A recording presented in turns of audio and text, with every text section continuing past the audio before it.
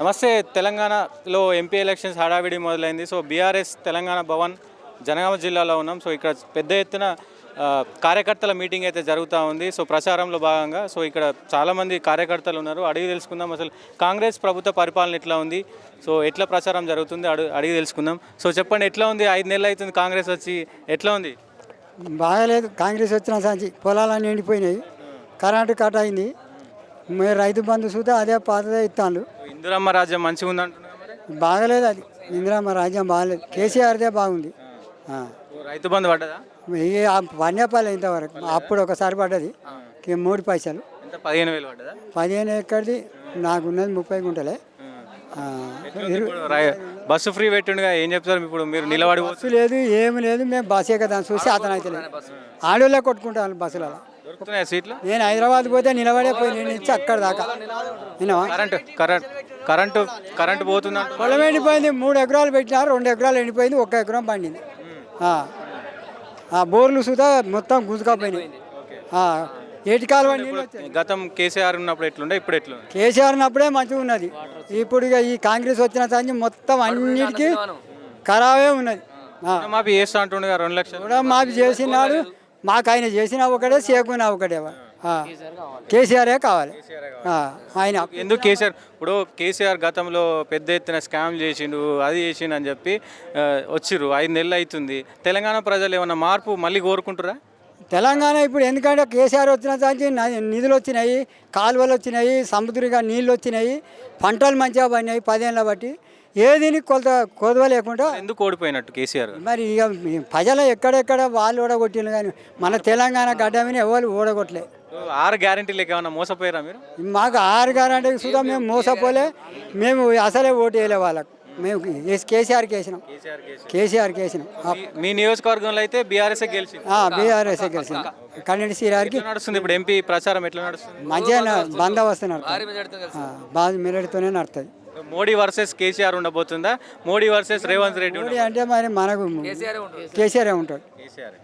So చెప్పండి అన్న, ఎట్లా నడుస్తుంది ప్రచారం? ఎట్లా నడుస్తుంది? ప్రచారం బాగా ఉన్నది. కేసీఆర్ గారు మళ్ళీ రావాలని జనాలందరూ కోరుకుంటారు. రేవంత్ రెడ్డిని అందరూ మొన్న అన్నాడుగా, కేటీఆర్ని చీర కట్టుకొని మొత్తం నిన్న కామెంట్ చేసిండు, చీర కట్టుకుని బస్సులో తెలుస్తుంది నీకు.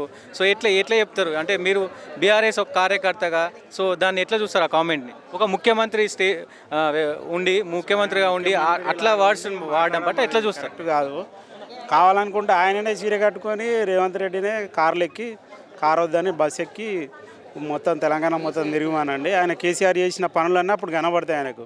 అంటే మామూలుగా ఉంటే ఆయన కనబడతలేదు, చీర కట్టుకొని ఉంటే కనబడేది ఆయన. మా కేటీఆర్ చీర కట్టుకొని తిరిగిమాట. నిన్న రాహుల్ గాంధీ కూడా ప్రతి మహిళకి 2,500 అకౌంట్లో పడ్డాయి అని చెప్పేసి మాట్లాడిన పరిస్థితి. బూటకం, ఇదంతా బూటకమే. ఈ 6 గ్యారెంటీలో చూసే ముసలోళ్ళు వాళ్ళు మోసపోయి ఏదో ఓట్లు వేసి గెలిచిరు. కానీ ఈ 6 నెలలు అంటారా కేసీఆర్ పని అయిపోయింది, బీఆర్ఎస్ పని అయిపోయింది, సో కారు మొత్తం షెడ్డుకు పోయింది, ఇక రాదని అంటారు. అసలే కాదు, కారు అసలే షెడ్డుకు పోదు, మోసపోయారు అంతే. జనాలు మోసపోయారు. అది 2.10 తోటే. కానీ మొత్తం తెలంగాణ మొత్తం కేసీఆర్ ఏమోలేదు. మన నియోజకవర్గం గట్టిగా ఉన్నది కాబట్టి మేము కడియంచడానికి గెలిపిస్తే ఆయన మోసం చేసి వెళ్ళిపోయిండు. ఇప్పుడు అదేదో బుద్ధి మంచిగానే చెప్తాం గట్టిగా. ఎట్లా ఇప్పుడు కేసీఆర్ ఇప్పుడు ఈ ఎంపీ ఎలక్షన్స్లో ఏమైనా చేంజెస్ అంటే ఎన్ని సీట్లు వచ్చే అవకాశం? 14 సీట్లు వస్తాయి. బస్సు యాత్ర చేస్తూ ఉన్నాడు. సో భారీ ఎత్తున ప్రజలు వస్తూ ఉన్నారు, కేసీఆర్ను చూస్తూ ఉన్నారు. సో కొంచెం గతంలో ఏదైతే ఉద్యమకారుడుగా చేసిండో అలాంటి పరిస్థితి మళ్ళీ కనబడతా ఉన్నాయి. ఏమైనా మార్పు జరిగే అవకాశం ఉందంట? ఖచ్చితంగా కేసీఆర్ 14 సీట్లు ఎంపీ సీట్లు గెలుస్తారు. కేంద్రంలో రేవంత్ రెడ్డి మోసపోయారు జనాలు. ఇప్పటి నుండి ఇవ్వలో మేము మోసపోయినాం, వచ్చే పాయన వరకు మోసపోయినాం. మాకు చెప్తారు ఇప్పుడు రేవంత్ రెడ్డి భాష పట్ల ఏం చెప్తారు? మేమా వానికి వేసుకుంటే తప్పు చెంపలు వేసుకోవాలి.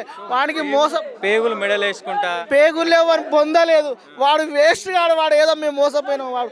వానికి వేసే వదలు చెప్పుతాం కొడతాం. వాడిని మళ్ళీ ఓటు అడిగితే చెప్పుతాడు కొడతాం. వాడిని రేవంత్ రెడ్డి అని చెప్పు తీసుకొని కొడతాం. ఇప్పుడు గతంలో కడియం శ్రీహరి బీఆర్ఎస్ నుంచి ఓట్లు అడిగిండు, మళ్ళీ అదే కడియం శ్రీహరి ఇప్పుడు కాంగ్రెస్ నుంచి. వాడు దొంగ మాకు తెలియదు. ఇట్లా పోతాడు అనుకుంటే వాడికి చెప్పులు మెడకెద్దు. ఇప్పుడు వస్తాడు రమ్మని వాడు రాయనం చేసి మళ్ళీ గెలవను, దొంగ నా కొడుకుని ఇప్పుడు గెలవాను. వాడు సస్తా ఉంటే వాడిని బిడ్డ గెలిపాను. ఇప్పుడు గెలుస్తా చూస్తా ఎంపీ. ఉద్యమకారుడు ఉన్నాడు ఇప్పుడు ఎంపీ, సో గెలిచే అవకాశం ఉందా? ఫుల్ మెజార్టీతో గెలుస్తాడన్న, గెలిచినట్టే లెక్క. అది గెలిచినట్టే. వాడు అన్నం పెట్టిండు మాకు ఇప్పుడు కడియంగాడు. వాడు పొట్టు అని బిడ్డ ఓడిపోతుంది, వాడుసుతా మళ్ళీ దెంగేస్తాడు. చెప్పండి అన్న, ఎట్లా ఉంది ఇప్పుడు రైతుల పరిస్థితి ఎట్లా ఉంది? ఈ రైతుల పరిస్థితి చెప్పరాకుంటున్నది. కరెంటు పోయింది, ట్రాన్స్ఫార్మర్లు కాలుతున్నాయి, మొత్తం మోటార్లు కాలుతున్నాయి. ఏమో బతుకులంతా బదారు మీద పడ్డది. తెలంగాణ ప్రజలు చాలా సంతోషంగా ఉన్నారు, ఇందిరమ్మ రాజ్యం నడుస్తుంది అని చెప్పి. ఆ సంతోషం వచ్చి దరిద్రం సంతోషం వచ్చి 4 నెలలు అయింది. అది మాత్రం వచ్చింది. రుణమాఫీ అయిందా? రుణమాఫీ ఎక్కడిది పాడాయి. ఇంకా నవంబర్ 9 ఎక్కడిది, ఏది ఎక్కడిది? రుణమాఫీ లేదు, పాడలేదు. ఆ ఇచ్చిన హామీలు ఏది ఒక్కటి. రైతు బంధు పడ్డా? రైతు బంధు అంటే 3 ఎకరాలలో పడ్డది. 5 ఎకరాల పడ్డా? 5 ఎకరాల వరకు పల్లె. ఇంకా పల్లె ఏం చెప్తారు ఇప్పుడు? నిన్న కేటీఆర్ని కామెంట్ చేసిన పరిస్థితి, గాజులు వేసుకొని చీర కట్టుకొని బస్సులో అని. ఇంకొక 4 రోజులు అయితే ఎవరు గాజులు వేసుకునేది తెలుస్తుంది. కంపల్సరీ ఒక 4 రోజులు ఆగు. పిఎం ఎవరైతే బాగుంటుంది? సో ఇక్కడ స్టేట్లో కాకుండా దేశంలో ప్రధానమంత్రి రాహుల్ గాంధీ అయితే బాగుంటుందా, లేకపోతే మోడీ అయితే బాగుంటుంది? మోడీ అయితేనే బాగుంటుంది. సో చెప్పండి అన్న, ఎట్లా నడుస్తుంది? ఇప్పుడు మనకైతే టీఆర్ఎస్ఏ ఫామ్ అయ్యే అవకాశాలు ఎక్కువ. టీఆర్ఎస్కి ఎందుకు రావాలని? ఎందుకంటే వేసి నష్టపోయినాం కాబట్టి, ఇంతకుముందు కాంగ్రెస్ వాళ్ళు వేసి నష్టపోయినాం కాబట్టి అందరూ మళ్ళీ బీఆర్ఎస్ 6 గ్యారెంటీలు నెరవేర్చినాము, ఒకటే ఇంకా నెరవేరలే అంటారు. ఏది చేయలేదు. కాకపోతే ఆ బస్సులలో తన్నుకుంటారు. ఇప్పటికి మీరు అందరూ చూస్తాను, చాలామంది ఆడవాళ్ళే వాళ్ళే తన్నుకుంటారు ఆ సీట్లు లేక.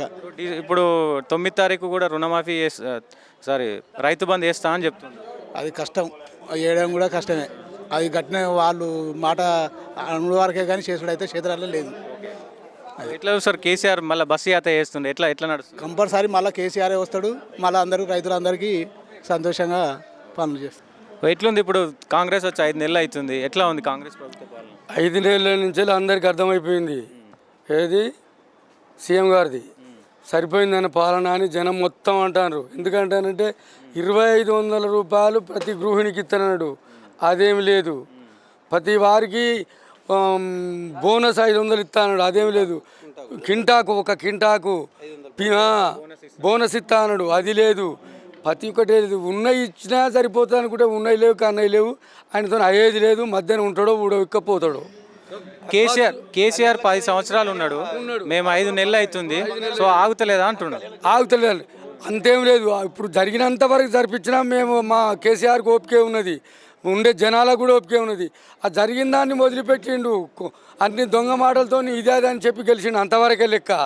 బస్సు ఎక్కుతాండ్రు దిగుతాండ్రు, బస్సు ఎక్కుతాండ్రు దిగుతాండ్రు, ఆడికి పోతాండ్రు, షాద ఆగుతాండ్రు, మళ్ళీ ఇక్కడికి వచ్చి ఇంట్లో అంటారు. అంతవరకు ఆయన పని. ఈయన పనికి అంతే ఉన్నది, ఈ బస్సు పనికి అంతే ఉన్నది.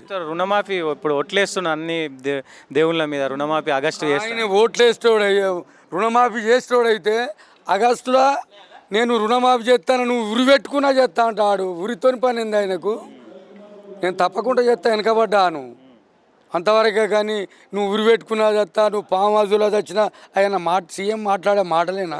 కేటీఆర్ని సీర కట్టుకొని గాజులు వేసుకొని బస్సు ఎక్కమన్నాడు, ఏం చెప్తారు? ఆయన 12 ఇప్పుడు హోదాలుండి 12 మాటలు అంటాడు. అయితే కేసీఆర్కి ఆయనకంటే చాలా ఓపిక ఉన్నది. అన్నంత మాత్రాన జనానికి అందరికీ తెలిసిపోయింది, ఓటర్స్కు మొత్తం తెలిసిపోయింది. చీర కట్టుకోమన్నా గాజులు పెట్టుకోమన్నా, ఆయన చీర కట్టుకోమన్నంత మాత్రం చీరేం కట్టుకోడు, గాజులేం పెట్టుకోడు.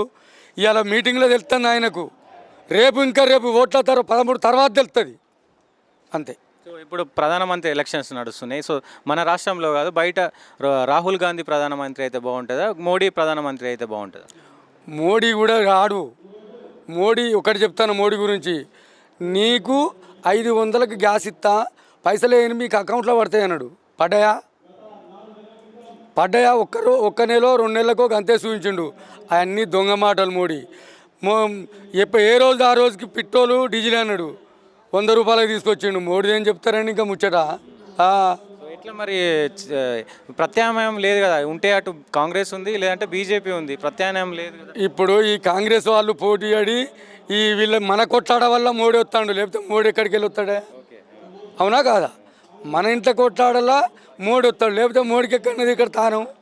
ఏ ఓట్లాడ పడతాయి మోడీకి? బీజేపీకి ఊరికి 20 ఓట్లు లేవు, ఏడికెళ్ళి పడతాయి? నేను చెప్తాను స్పష్టంగా. బీజేపీ పైన అంటే ఒక మతతత్వ పార్టీ అని కూడా ప్రచారం ఉంది, ఏం చెప్తారు దాని మీద? మతతత్వ పార్టీ అనేది ఇవ్వాలి కదా, ఏ నాటించలో ఉన్నది, అది నగ్న సత్యం. విన్నావా? అది అంతవరకు గ్యారంటీ.